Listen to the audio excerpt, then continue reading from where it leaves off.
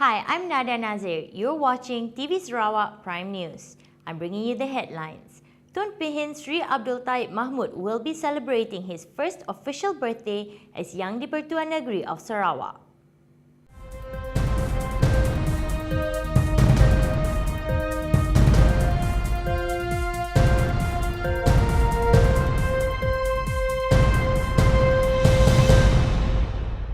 Taib, who turned 78 this year, took over from Tun Datuk Patinggi Abang Muhammad Salahuddin on March 1st. Chief Minister Tan Sri Datuk Amar Adnan Satim and wife Puan Sri Datuk Jamila Anu, Minister of Tourism Datuk Amar Abang Johari Tun Openg, State Secretary Tan Sri Datuk Amar Muhammad Morshidi Abdul Ghani, Region 2 Commanding Officer Lieutenant General Datuk Muhammad Zaki Mokhtar and other dignitaries are expected to receive his arrival. He will then be given the royal salute and inspect a guard of honour mounted by 103 officers and men of the Royal Malay Regiment under the command of Major Sagiman Aziz. Chief Minister Tan Sri Datuk Amar Adnan Satim will deliver a speech to commemorate the celebration. Later, the TYT will be presented with a birthday cake, followed by a birthday song and the release of 78 pigeons.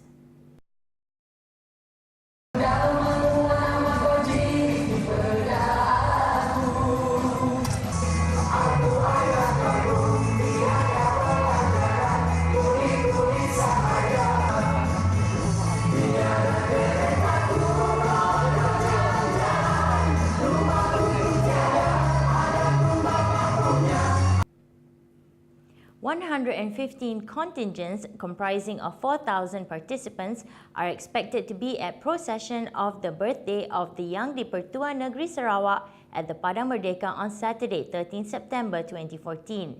Among the contingents extending their respect to Tun Pihin Sri Abdul Taib Mahmud during the celebration would be Royal Malaysian Police, Royal Malaysian Army, Fire and Rescue Department, RELA, National Services, Yayasan Sarawak, Land and Survey Department, Kuching South City Council, Kuching North City Commission, PBB, PRS, SUPP, SPDP, Telekom Malaysia, Petronas, Bank Simpanan Nasional, RHB Bank and community leaders.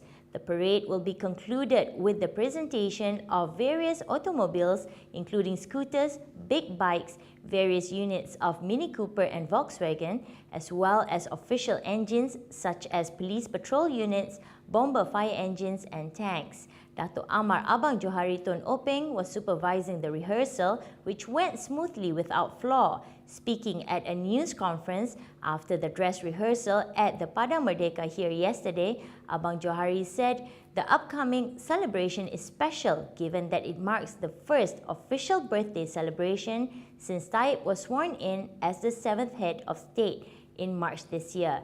The event is also considered special since it marks the first time such celebration is graced by Sarawak's new Chief Minister Tan Sri Datuk Amar Adnan Satim. Themed Unity in Diversity, he said people of diverse cultures and backgrounds had been invited to the celebration.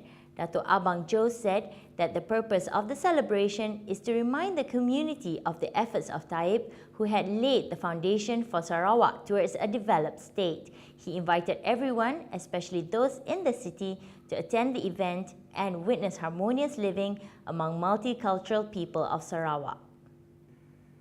Early Childhood Education and Family Development Assistant Minister Rosie Yunus reminded regarding a new type of colonization which infiltrates the mind. The mind colonization is far more dangerous to nation security and progress. She alluded that in this era of ICT, colonization of the mind through the social media is difficult to control as it is invisible and thus more dangerous than physical colonization, where we have the armed forces to safeguard the state and nation's sovereignty. She urged Malaysians in Sarawak, especially the younger generation, to stand against such colonization and thereby protect the nation's sovereignty.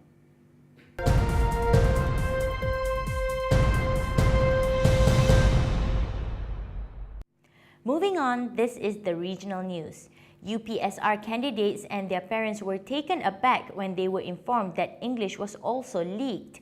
Second Education Minister Datuk Seri Idris Jusoh had earlier today announced that all 473,175 UPSR candidates who had sat for their English papers this morning were required to resit for the English papers.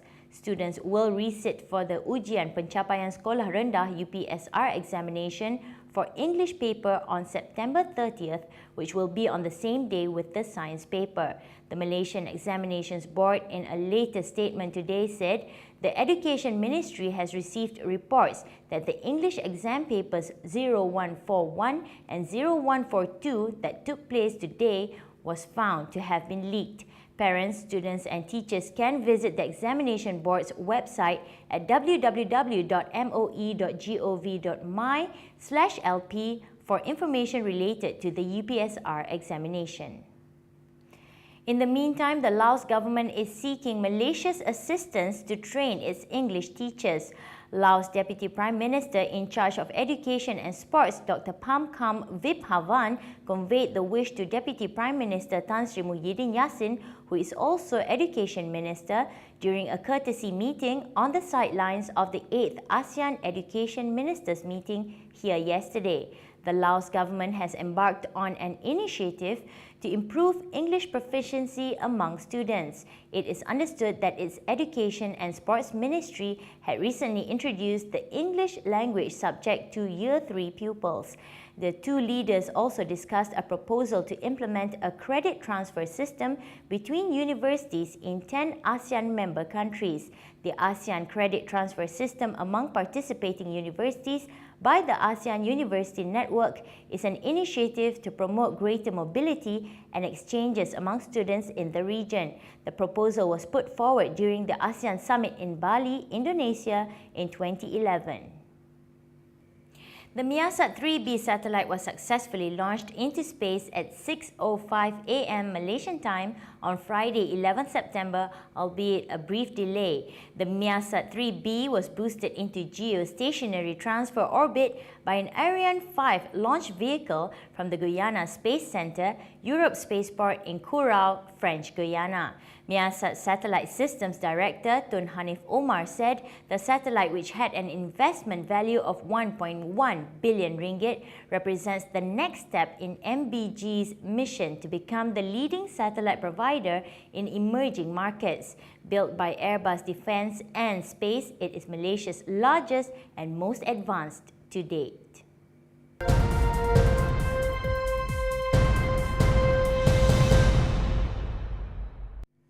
And now to the international news.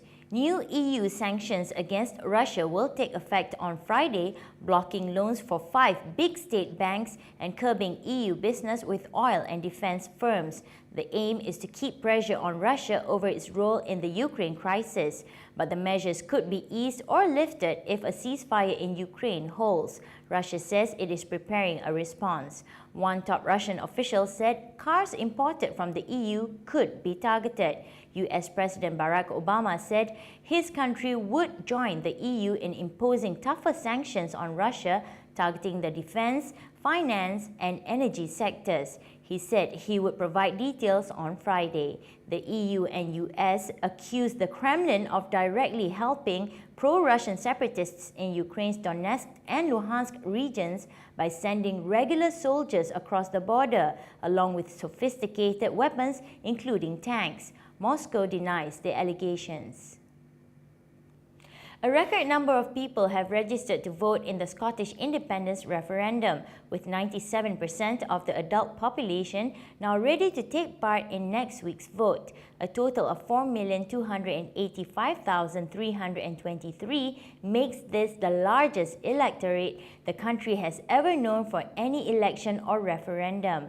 The figure includes 118,640 voters who have registered in the last month alone, as well as 789,024 postal voters. It marks an increase of over 300,000 since the last Westminster election in 2012 and includes 16 and 17-year-olds who have had the vote extended to them for the first time. The unprecedented levels of registration suggest that predictions of a high turnout next Thursday, up to 80%, as opposed to 2010 Westminster election, 63.8%. The Syrian government and its close allies in Moscow and Tehran warned Barack Obama that an offensive against Islamic State ISIS within Syria would violate international law yesterday, hours after the US president announced that he was authorizing an open-ended campaign of airstrikes against militants on both sides of the border with Iraq. Russia said it would not support any military action without a UN resolution authorizing it. China said that the world should fight terror, but the national sovereignty must be respected. There was confusion over Britain's role after Philip Hammond, the Foreign Secretary, said the UK would not take part in airstrikes, but Downing Street quickly announced the UK participation had not been ruled out. Germany said it would not participate. Both countries have sent weapons and ammunition to the Iraqi Kurds, part of the overall anti-ISIS strategy. Obama said the airstrikes were a necessary counter-terrorism measure to prevent the group from becoming a future threat to the US and therefore did not require fresh congressional approval. But he is expected to receive overwhelming congressional support for separate authorization to provide military support to rival Syrian rebels like the FSA, a vote that some Republicans fear could help boost Democratic chances in this November's midterm elections by providing political support for his tough new foreign policy.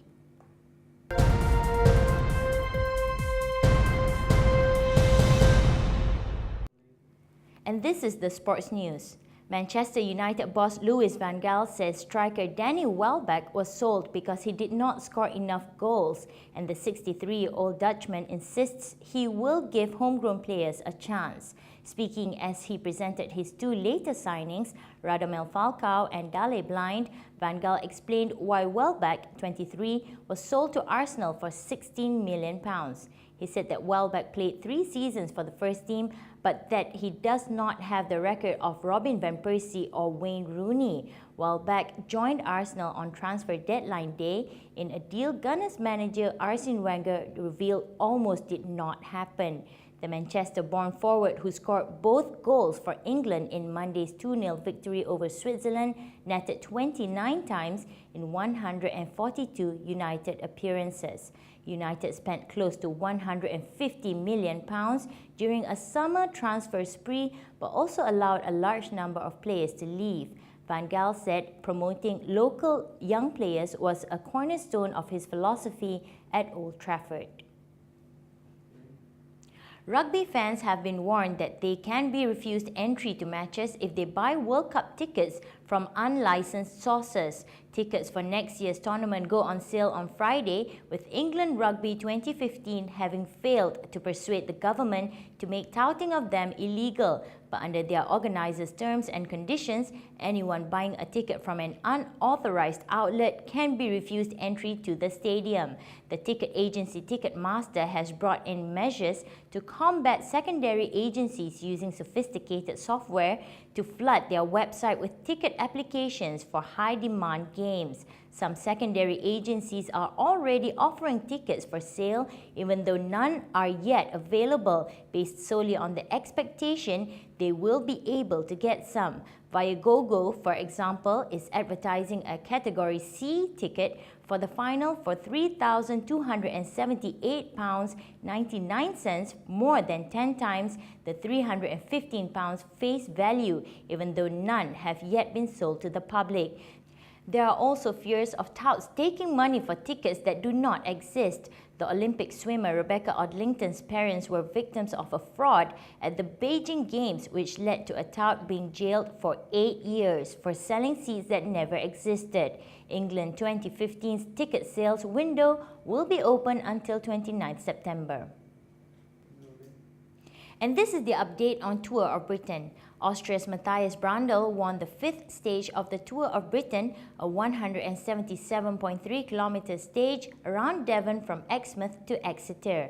He said that it is the biggest victory of his career so far. The 24-year-old, the lone survivor of a four-man breakaway, held on for a stage win for IAM Cycling in front of Shane Archbold and Martin Winans. Poland's Michał Kwiatkowski finished 7th to retain the lead with no change in the overall standings. France upset Spain 65-52 in front of its stunned fans in the quarterfinals of the Basketball World Cup on Wednesday.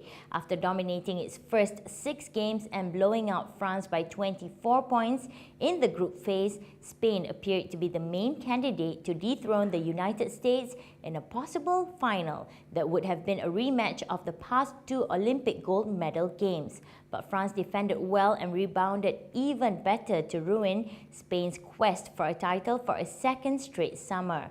Last summer, Tony Parker helped France end Spain's quest for a third consecutive European title.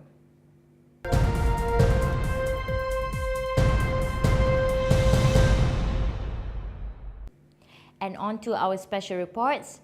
Although you may not believe it, there are certain habits that you have fallen into which are hindering your ability to move forward in life. Although you think it has no effect on your life, these bad habits that kill your intelligence not only set you back, they are also going to stop you from being able to accomplish certain things or attain the goals that you have set for yourself. There are some habits that are holding you back and possibly causing you to make poor decisions or choices in your life. Take a look at the 6 habits that kill your intelligence at the special report section in our website to discover more. It should come as no surprise that most mobile apps run some sort of analytics on user behavior. But in the case of Facebook, the social network's messenger app for iOS apparently tracks quite a bit more than most users likely realize. iOS forensics and security researcher Jonathan Ziziarski spent Tuesday morning disassembling Facebook Messenger's iOS binary, at one point declaring via Twitter that Messenger appears to have more spyware type code in it than I've seen in products intended specifically for enterprise surveillance.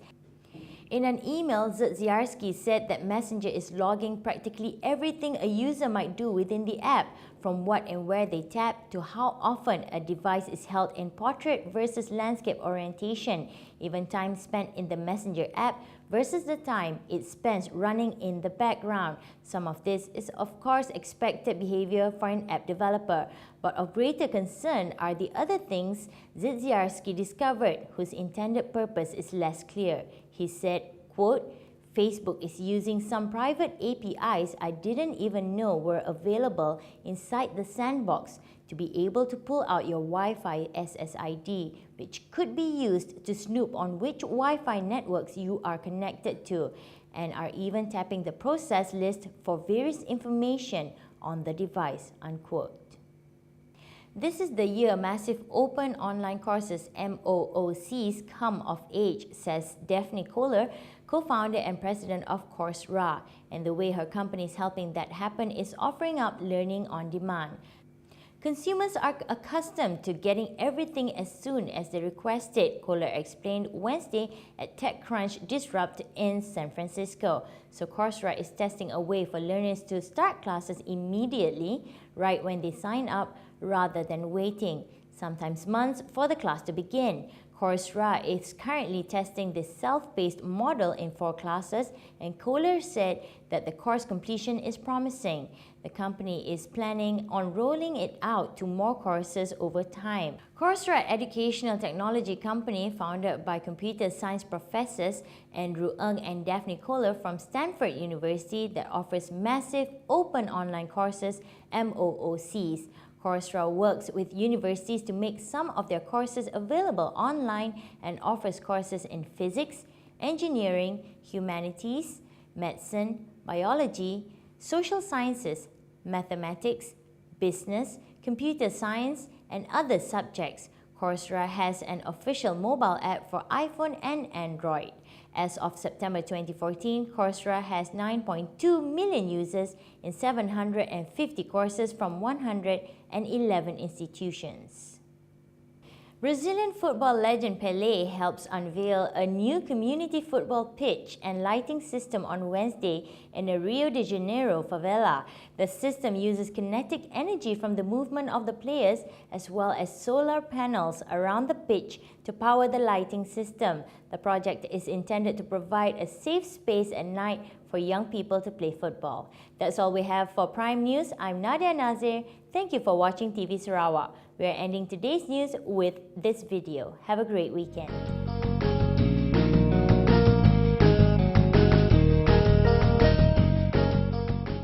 Bom, que na nossa época, na minha época, os nossos pais falavam que o futebol tira as crianças das drogas, as crianças das coisas ruins, né? É bom para o físico, tudo. Hoje, né, nesse projeto, o futebol vai mexer também com as crianças que querem ser cientistas, né? Porque essa coisa de as crianças participarem dos treinos, dos jogos, que quanto mais jogar, mais energia vai criar. Então, poxa, é uma honra muito grande eu fazer parte desse projeto.